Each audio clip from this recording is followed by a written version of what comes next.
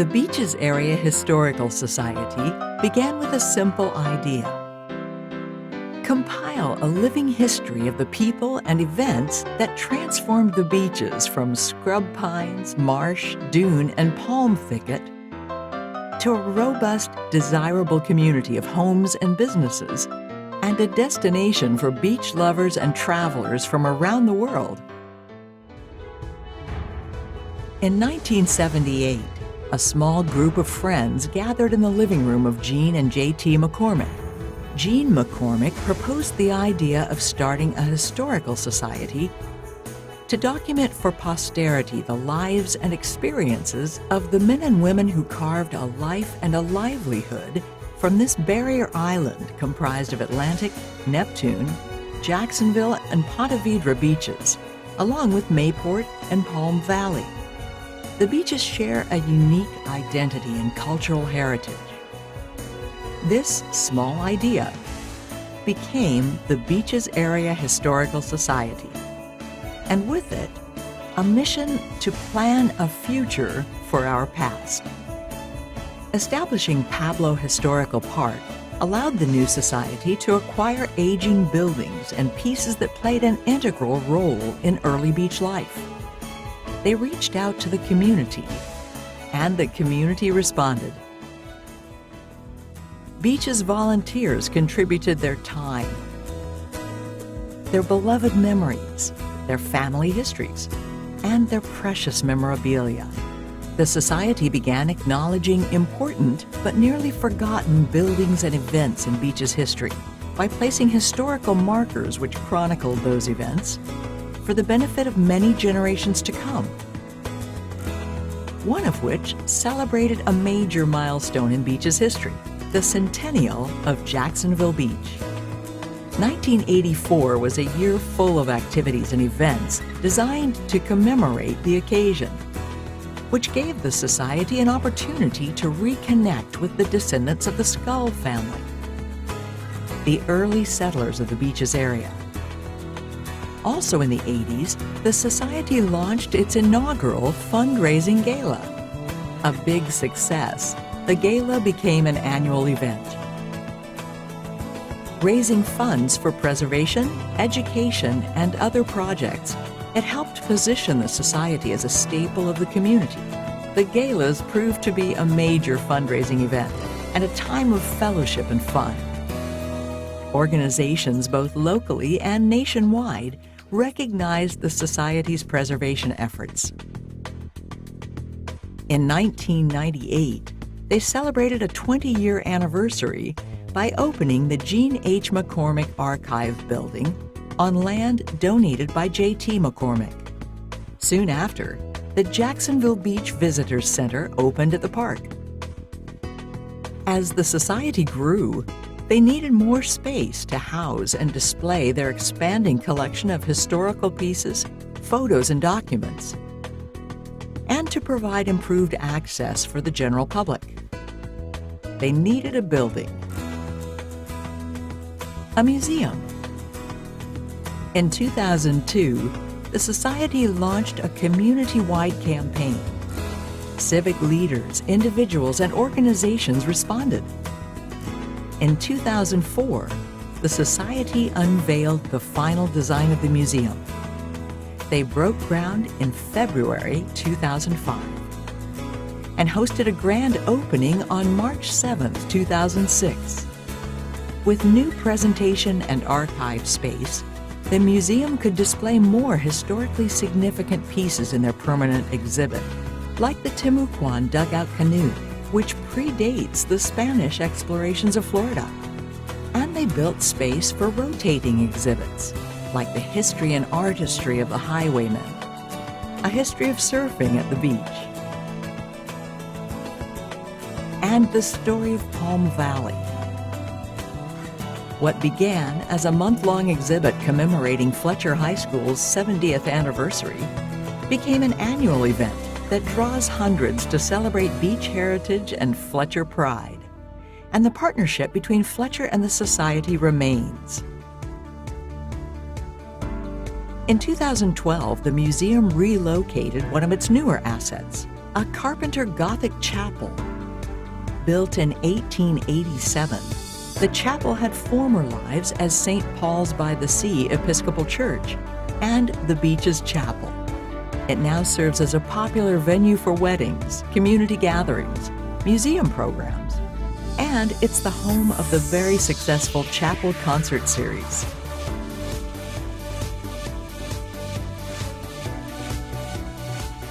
In 2015, the museum was fortunate to acquire the 1873 Oostenrijker McCormick homestead in Palm Valley. The old homestead was secured and transported, then fully restored at its new location in the park. In addition to the museum's efforts to preserve and restore, they inspire and educate through their popular lecture series highlighting noted historians and speakers. Other family-friendly educational and cultural programs are held at the museum and park and throughout the community.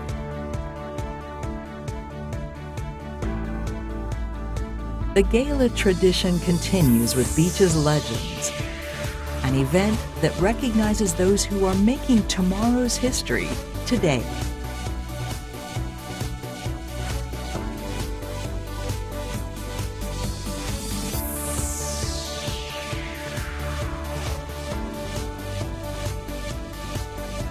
The success of the first 40 years would not have been possible without its principal resource, you. Your dedication to history and your mark on Beach's heritage can be seen in every corner and every concept of the Beach's Museum.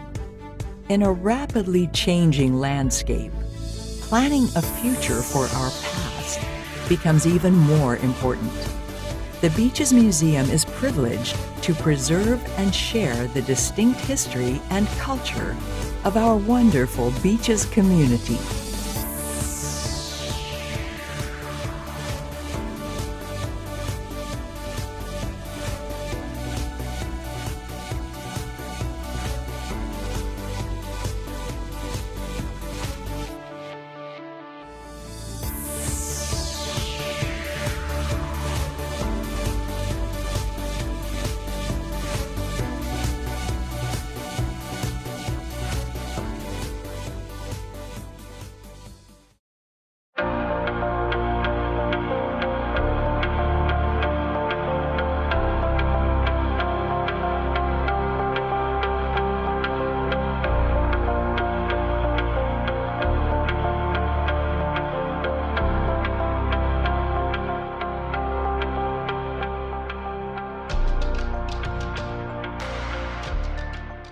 Good evening.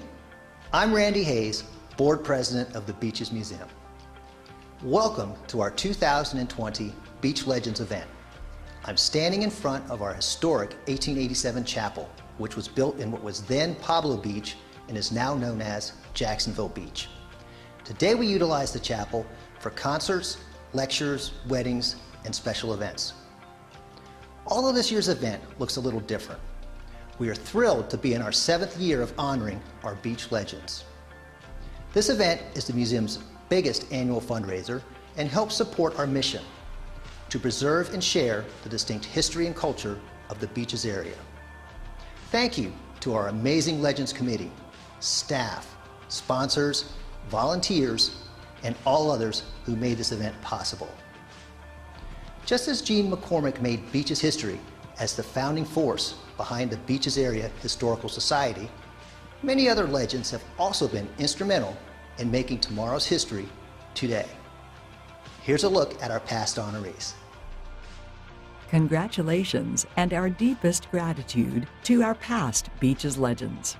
2014, Dr. William Lynch, Jay McGarvey, Sterling Joyce, Jean Nordan. 2015, Dr. Randy and Ava Wainwright, Sherry Duvall, Eleanor Ashby, Father William Kelly. 2016, Leslie Weed, Captain George Strait, Reverend Don and Barbara Lynn, John Wimpy Sutton, Tom Wood. 2017, Dr. Tom and Nancy Bronner, Polly Bonecki, Reverend Jim Cooper, Lily Sullivan. 2018, James Jimmy Stockton, Sam Veal, Elaine and Dick Brown. 2019, Calvin Bernie Blue, Sherry Anthony, Felicia Roden, Kathy Marvin, and Dr. John Tanner. Thank you, legends. To take us through this evening, we're excited to have a longtime Beaches resident and great friend of the Beaches Museum. You may also know him from his more than 20 years as the voice of the Jacksonville Jaguars. Please welcome this evening's host, Brian Sexton. Thank you, Randy. Tonight we've come together to support the Beaches Museum and to honor legendary individuals who are known for their contributions to the rich history of our beloved beaches communities. Because we know that tomorrow's history is being made today, we'll be taking time throughout the program to thank the very special people who've made this evening possible, like our presenting sponsor, Walter and Helen Dickinson, our landmark sponsor, Maxwell and Edna Dickinson, and our preservation sponsors, Baptist Medical Center Beaches, Bill and Holly Hilligus, Rob and E.J. Taylor, Margie Horvath, Harriet C. Lemaster and family, Jerry and Susan Miller, and Jack and Lori Schmidt. On behalf of the Beaches Museum, thank you all for your support. Before we get to the program, don't forget about the online silent auction. We've got a terrific selection, including a priceless opportunity to have dinner right here in this cabin, prepared and served by the descendants of the pioneers who built it. If a cabin dinner isn't your speed, we also have dozens of area restaurants who've donated meals that don't involve venison. You can see the link to the auction in our chat box, and we'll be posting it there periodically. The auction will close at 9 o'clock. Don't miss your chance to support the museum with your bid. Now, on to the main event. I'm standing at the Oestreicher McCormick cabin, built in 1873 and moved from Palm Valley to the History Park in 2014. The cabin teaches us not only about the challenges of pioneer life, but about the multi-generational families who grew up in and around homes just like this one. Our first honoree, raised in Palm Valley, is a successful and innovative businessman who's made helping others a top priority in his life. He not only represents the best of his deep-seated Beaches heritage, but he also makes a pretty good sandwich. Congratulations to Ed Malin. Ed Malin, the owner of Angie's Subs for the last 21 years, enjoys being a mentor to his staff as much as he enjoys running the Jacksonville Beach restaurant. This informal mentoring is part of a deliberate effort to be what Ed calls a family-friendly employer. At Angie's Subs and the Grom, which means little surfer or skater, the staff is generally young and responsible, and they tend to stick around. Ed even has a self-designed employment application that makes it clear he wants employees who fit the image he wants to project. Unlike pre-qualifying questions found on employment websites, Ed's unusual questions can only be answered at the restaurant on paper by interested job seekers. That way, their responses are likely to be more spontaneous and authentic. Spoiler alert, if you smoke, don't bother scheduling an interview.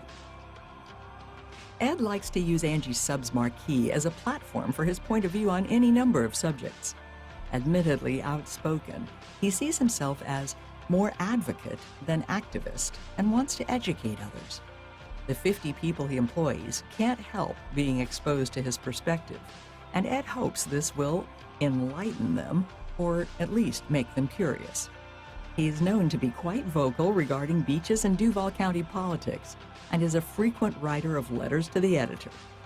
In 2016, Ed even ran for Congress and was able to use his Angie's Subs marquee as a form of campaign communications. When he was born, Ed and his mom lived with her parents. His dad was fighting in Vietnam and later returned to work as a part-time City of Jacksonville Beach lineman.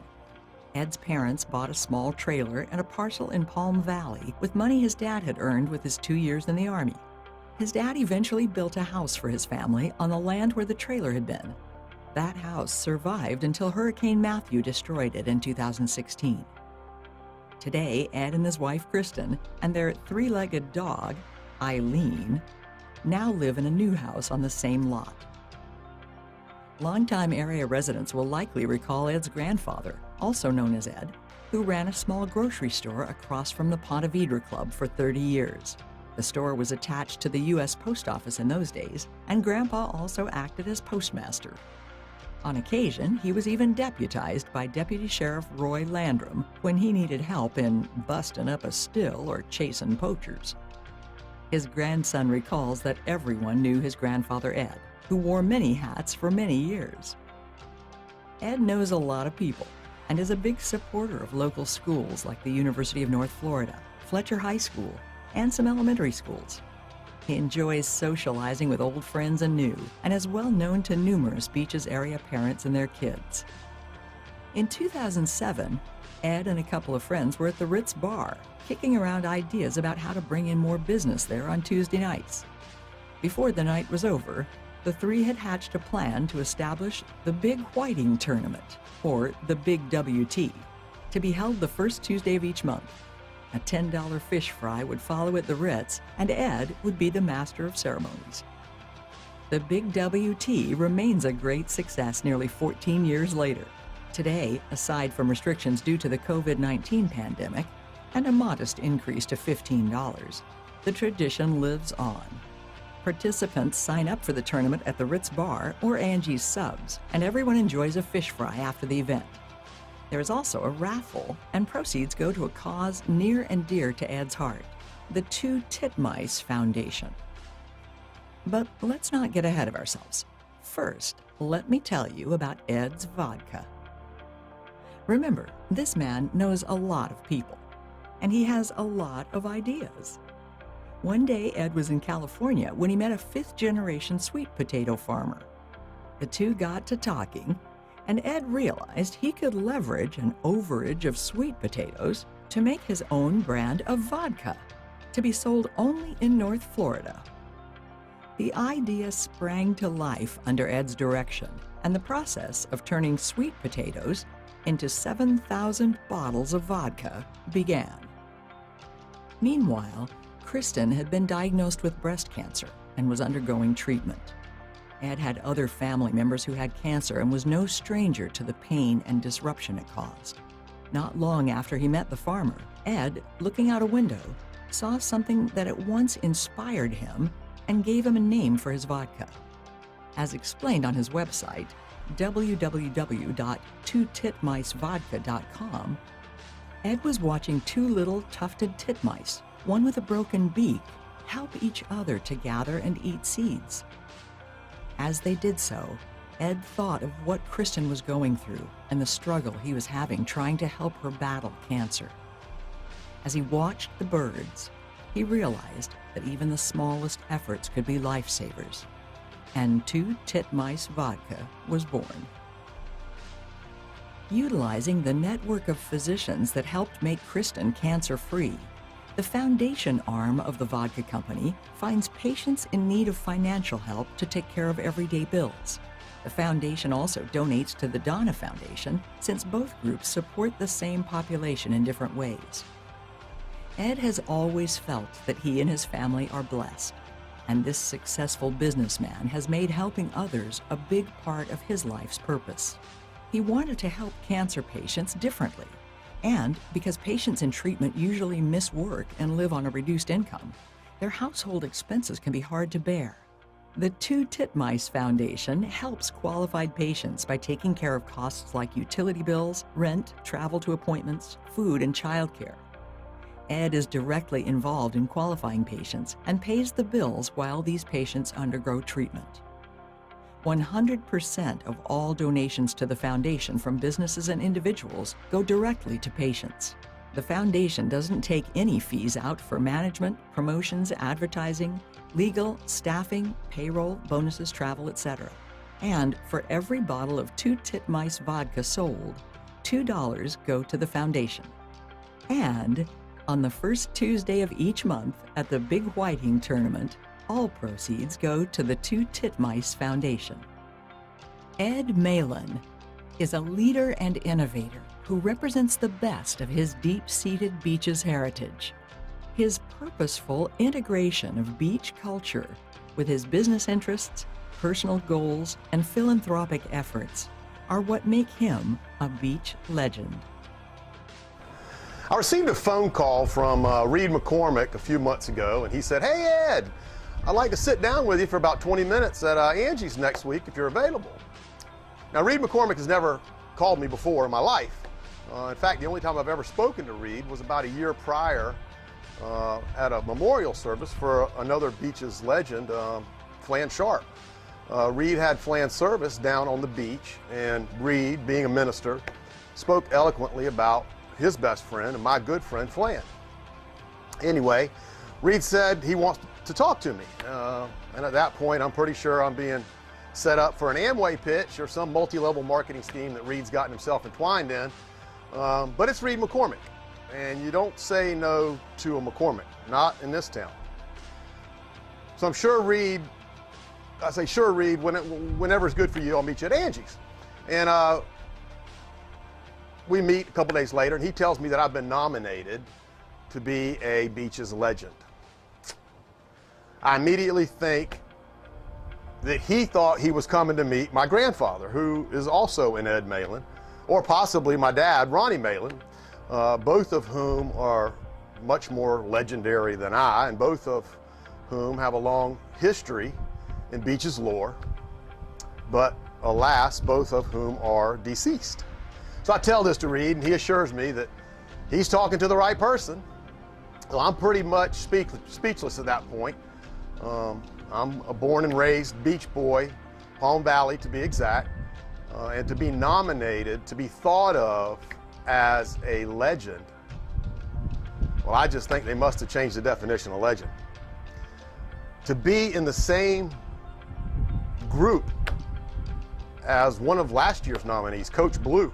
I mean, Coach Bernie was one of my favorite teachers back in the old days at Nice High School. I graduated in the first graduating class there back in 1984, and Coach Blue was my favorite teacher, along with George McClatchy, Mr. Mack. Everybody at Nice worshiped him, but Coach Blue was just such a great teacher and such a great mentor to the men, the boys of my time.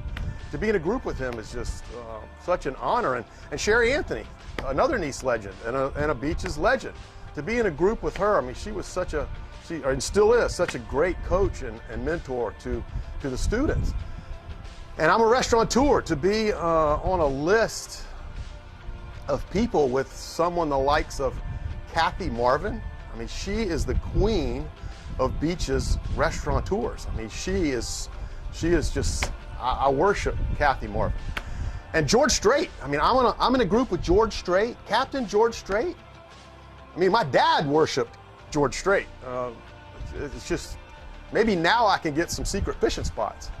And another great fisherman, Wimpy Sutton. Wimpy Sutton, a Beaches legend. Wimpy was just one of my favorite human beings on the planet. To be in a group, and Jimmy Stockton, Sam Veal, Father Kelly. Holy smokes. Do you have any idea how proud my dad would be to know that Father Kelly and I are on the short list of Beaches legends? I mean, my dad's up there looking down at me right now, doing the sign of the cross, saying, "Son, please stay out of trouble." And this year's inductees, the Dickinsons, I mean, these guys, they built the Beaches. These guys are true legends. Anyway, I'm humbled greatly to be thought of in the same way as the real legends on this list. And I'm absolutely positive that I'll find some way to get kicked off this list. Oh, really, this is a great honor, one I hope I can live up to, one I will always cherish. And to the people of the Beaches, the locals, I know the Beaches are not the beaches that we grew up in, but they are home to a new generation of locals. Kids that will ride the same surf that we did. They'll romp in what's left of the woods that we romped in. They'll make their own memories. And the Beaches Historical Society will be there to capture and save their memories. Save the memories of the legends that are being made today. So to the Historical Society and to the people of the Beaches, I'm very honored, and I say thank you very, very, very much.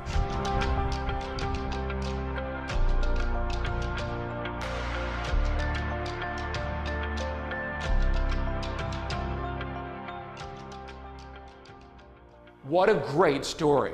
Thanks, Ed, for all you've done and continue to do in shaping our community. Let's take a quick moment to check those bids. Some of our past legends are even giving back. Don't miss a chance to have Gene Nordan, the Beach's piano man, play at one of your events, or to take a tour of the historic Casa Marina or Sterling Joyce himself. We'd also like to take a moment to recognize some of our icon sponsors. The Beach's Museum Board of Directors, Randy and Lisa Hayes, Hastings and Jacqueline Williams, Reverend Jim and Tay Cooper, Frank and Mary Watson, Ponte Vedra Title LLC, and Bob and Suzanne Taylor. Thank you all for all of your support. I'm standing outside the Section Foreman's House. Built in 1900, the building and the family who lived here were an important part of maintaining the Florida East Coast Railway.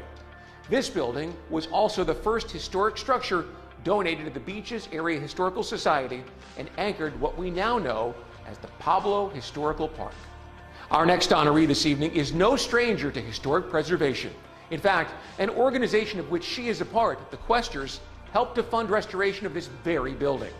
We are so pleased to honor Jackie Rooney.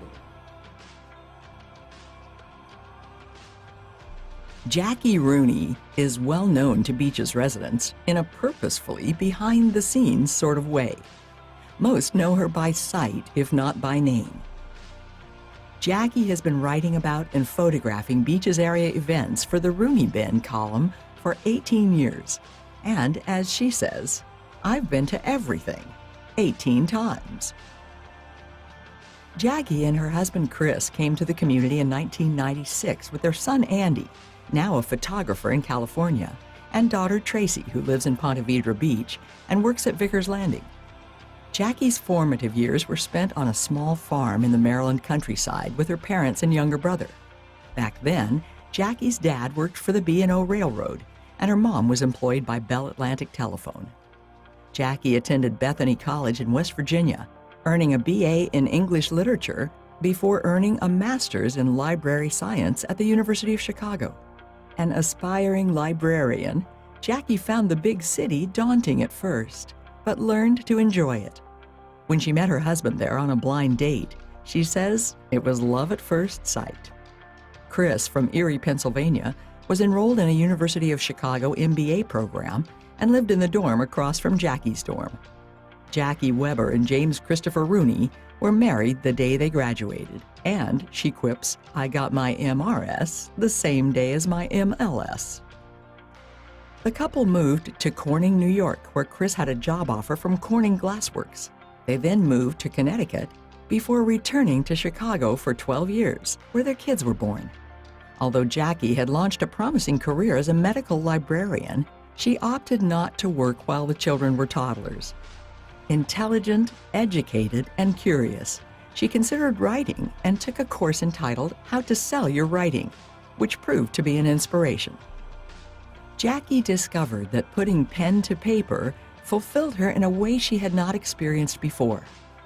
Drawing from a lifelong interest in trains and railroads that she shared with both her father and husband, one of her first paid articles was How to Be Married to a Model Railroader.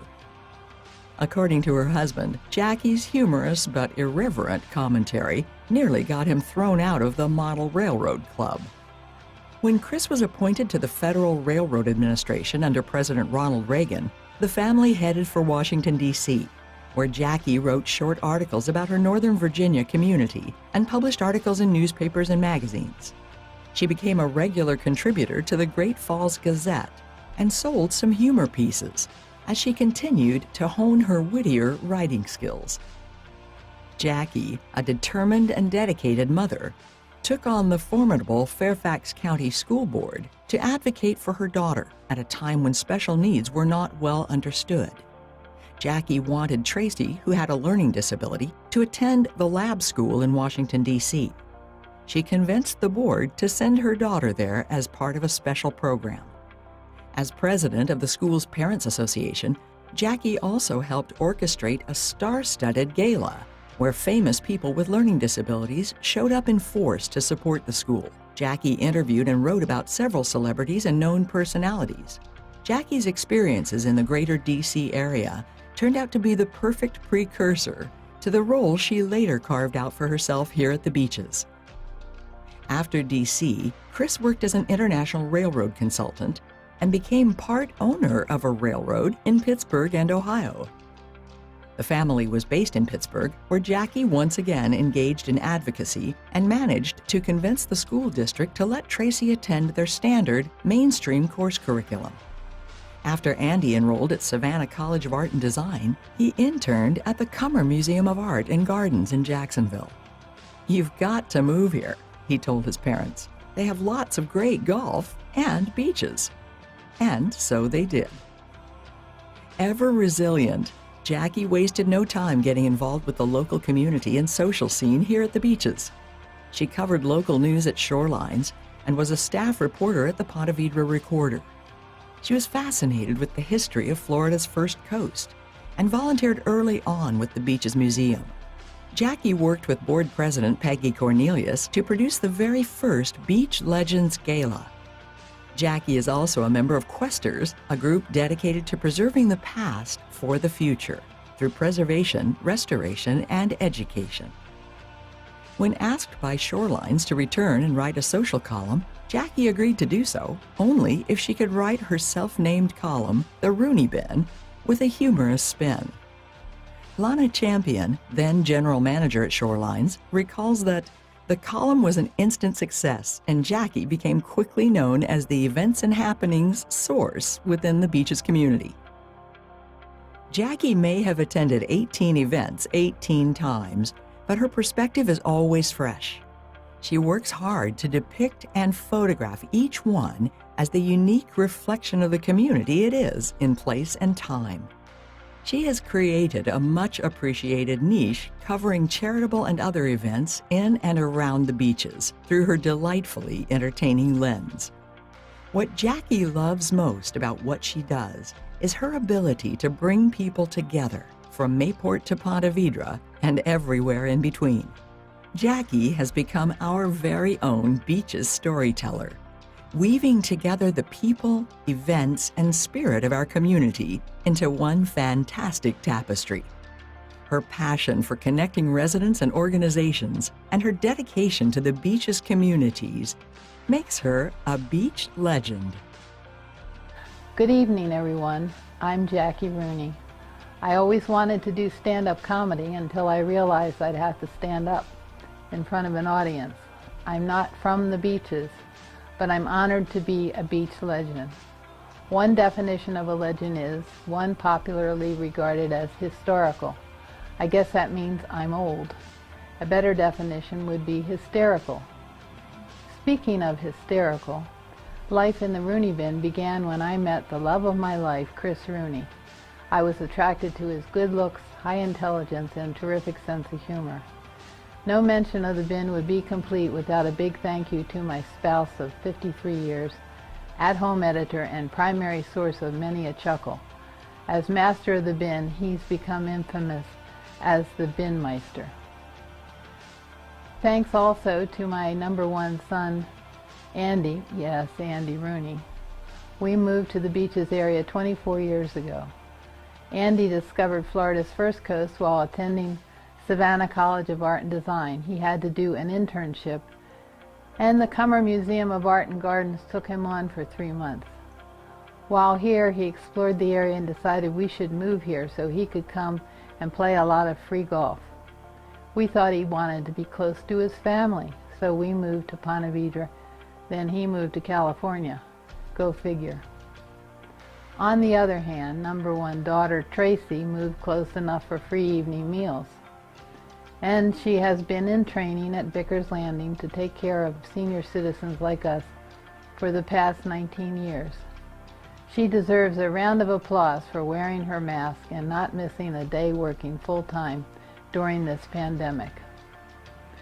In 1997, shortly after moving here, I started working as a freelance writer covering Ponte Vedra and the beaches news for Shorelines. In 2001, then Shorelines editor Bo Halton and then sales manager Lana Champion, who is now Gannett regional president, asked me to write a column covering social events on Florida's first coast. And so a big thank you to them because the Rooney Bin was born. Finally, I want to thank Rooney Bin readers and the Beaches Museum for crowning me a beach legend. What? There's no crown? Oh well, thank you.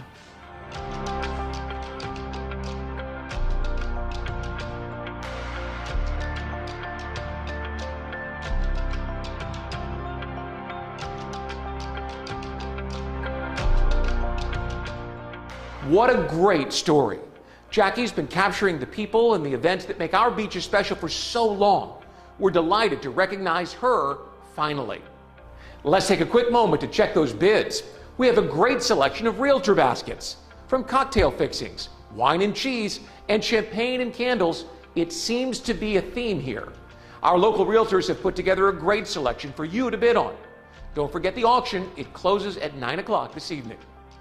We'd also like to take a moment to recognize the rest of our icon sponsors: Swindell, Bone, Durden, and Phillips, the Ullman Brown Wealth Advisors, Advanced Disposal, Vickers Landing, Claire Berry, Berry & Company Real Estate, Susan Rindle, and of course, our media sponsor, the Beaches Leader and Ponte Vedra Leader. I'm now standing inside the Beaches Museum's Dickinson Gallery, named for our next honorees, where exhibits change from fine art, as you see here, to historical topics. The Beaches Museum, as you know it now, was built in 2006 and is perfect for housing exhibits, archives and collections, as well as for hosting events, field trips, and more. It really is the heart of the beaches, our museum, a place where anything is possible with the generous support of the community.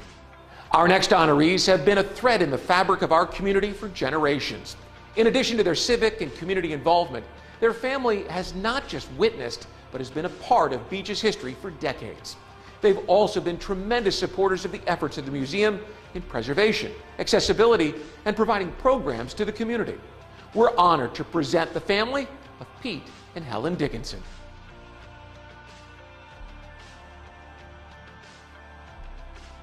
Walter Dare Dickinson, known by all as Pete, and his wife, Helen Dickinson, were perhaps Jacksonville's original power couple. Married in the late 20s, they were highly regarded for their civic-mindedness, community support, and many business interests. Pete and Helen were significant contributors to the early formation and development of the beaches and Greater Jacksonville. Their efforts were instrumental in forming the very foundation of the communities in which we all live, and their children have continued their legacy. Longtime residents may remember when there was a boardwalk with a Ferris wheel at Jacksonville Beach, and people parked their cars on the sand. 3rd Street was a 2-lane road populated by cottages and local stores of all kinds. The bathhouse on the boardwalk, during World War II and beyond, was a place where day trippers and sailors could rent lockers, bathing suits, and surf mats for a day at the beach. Owned and run by the Dickinson family, the bathhouse was a big part of their lives, as was the Dickinson hardware store. Pete and Helen worked hard and were devoted to their 4 children, and the boys helped support the family business by working for free. Their parents explained that saving money to send them to college was more important than giving them spending money. Indeed, Helen and Pete delivered on their promise and saw all 4 children graduate from college. Their work ethic, civic-mindedness, and devotion to family helped shape our community and exemplified the notion of giving back. Over the years, the family also owned restaurants and motels. Best known was Shucker's Beach Club, a Jacksonville Beach landmark that opened in 1980 and later operated for years as Buckets. Pete and Helen's surviving adult children, Maxwell, Walter, and Franklin, honored as beach legends tonight, have continued to live their parents' legacy. Each have become accomplished business and civic leaders. Their participation in area Rotary clubs, their philanthropy, and their support of so many worthwhile organizations have helped our community immeasurably. These men and their beloved sister, Petra Dickinson, sadly deceased, grew up at the beaches, enjoying an idyllic yet challenging life. Their generation and subsequent ones have continued to build upon the foundation established by their parents. The Dickinson family legend started when Pete Dickinson, who worked for Maxwell Narr at the Narr hardware store in Jacksonville, married Helen, the boss's daughter. By all accounts, Pete was a dapper, charismatic, caring man who had a knack for making everyone he met feel important. Helen was a lovely girl with a strong personality. Helen became quite health conscious when her youngest son, Franklin, had double pneumonia as a child and became a health food advocate long before it was fashionable. After their son Maxwell was born in 1932, Pete and Helen lived with her widowed father, Max Narr, in the notable home he had built on St. John's Avenue, featured in Jacksonville's architectural heritage. Pete remained remarkably close to his father-in-law until the older man's death. When Maxwell was a year old, the family moved to a cottage on 3rd Street in Jacksonville Beach, and Pete established the first of his many business ventures, the Dickinson hardware store. Pete subsequently purchased the oceanfront Perkins Hotel that became the popular bathhouse, where his 3 sons would later work as locker boys. Pete was an influential businessman in the Jacksonville area and sat as director on the board of 2 beach banks. His father could not have been prouder when his eldest son, Maxwell, graduated Yale University and then Harvard Business School. Maxwell went on to enjoy a long and successful career with Merrill Lynch, working until he was 75. His career as a broker spanned 43 years, and he is considered a legend in the Jacksonville office. Maxwell was a seminal influence in the formation of the highly effective Oceanside Rotary Club and is a senior active member there today. He enjoys golf at the Atlantic Beach Country Club, and he and Edna attend Neptune Baptist Church. Maxwell had met Edna in the summer of 1949 when her family rented a vacation house next to the Dickinsons. When Maxwell saw Edna, dressed in her one-piece red bathing suit, he told her she looked just like movie star Esther Williams. The Fletcher High School senior and his 16-year-old sweetheart from Columbus, Georgia, were married 7 years later and are now celebrating their 64th wedding anniversary. After graduating from Yale, Maxwell served 2 years in the U.S. Navy. Upon marriage, the GI Bill put him through Harvard Business School. Maxwell and Edna returned to the beaches, where they have lived on the oceanfront in Atlantic Beach and raised their 3 children.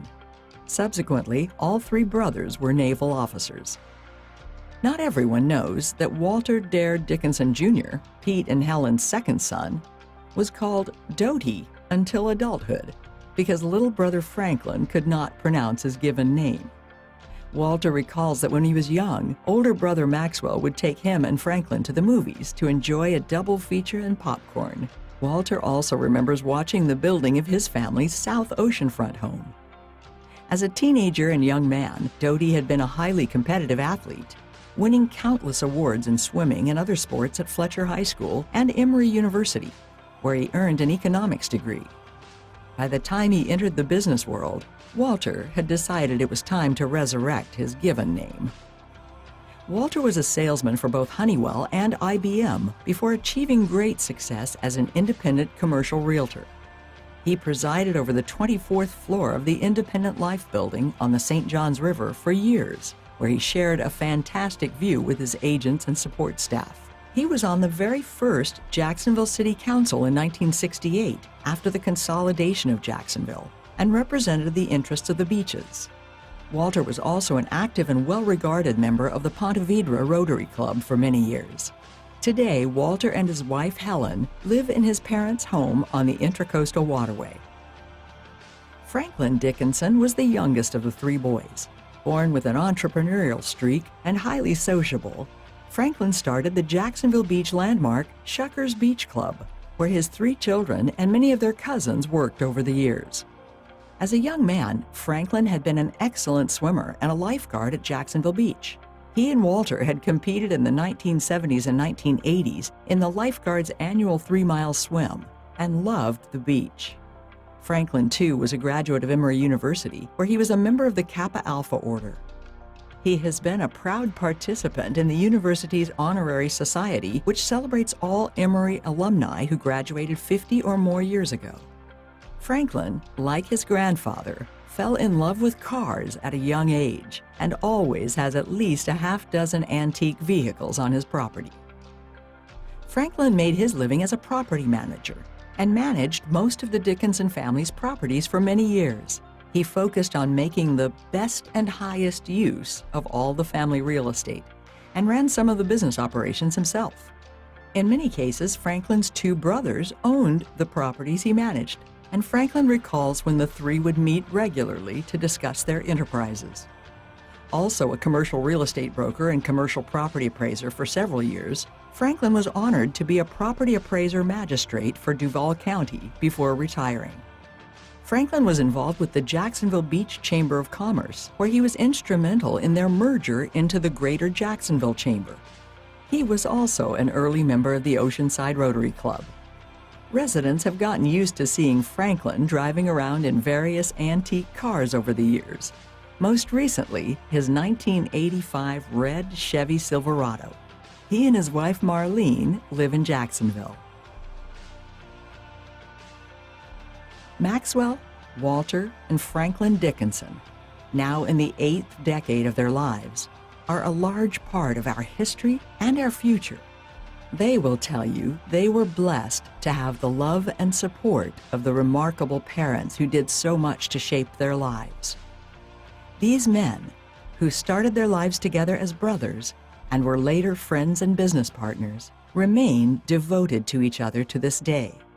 They have always had each other's backs, family members say.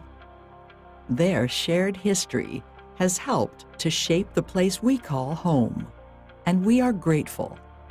Thank you to the Dickinson family. I'm Frank. I'm Walt. I'm Maxwell. And we're the Dickinson brothers. All graduated from Fletcher High School. I graduated in 1950, and we had a great class. I think we had about 35. I played football, and as Max and Walt did also. And I ran track, and I set the record for cross country. Back then, we didn't have surfboards. They didn't have any surfboards. We rode waves, remember? We'd ride waves. Body surf. Body surf. Yeah, body surf, and sometimes you could put your head down and you go all the way up onto the beach. And the bigger your lung power, the further you went. Right. And I remember carrying one man out at 8th Avenue North and putting him on my shoulder and carrying him to the lifeguard truck and setting him in the back of that and giving resuscitation all the way to this Red Cross station. Well, I was not a lifeguard, but I worked in the bathhouse on the boardwalk. And it was a wonderful experience. In the bathhouse, we got tips. It was just plain fun. And we were lucky to grow up and to hang around the old boardwalk. Merry-go-round down the block, Ferris wheel, a lot of activity. So I think I'm a lucky fella. And I think we all stayed out of jail. Did you guys ever get arrested and put in jail? Because I didn't, so I guess it was a pretty good deal. I remember taking a jar, open-mouthed jar, and going in the ditch and catching crawfish. I think we used to boil them and eat them, but I can't remember for sure. Okay, well, I appreciate the opportunity to be recognized, and I think that the beaches is a wonderful spot and improving every day, and appreciate all the work that they do. It's the best thing that's ever happened for the beach. Yeah, and the director is just absolutely the greatest. And not only is she great, but she's pretty. Well, I think it's kind of nice to be honored. I don't know really whether we're worthy or not, but what the heck, somebody's got to be honored.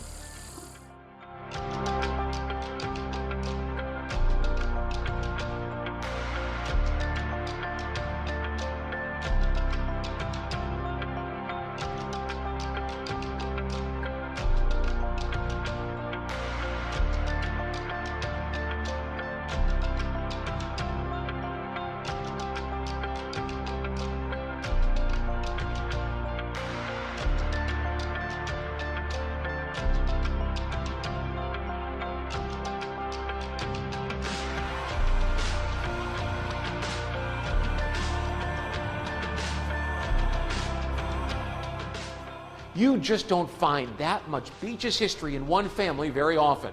Thank you to the many generations of Dickinsons for all you've contributed to the Beaches.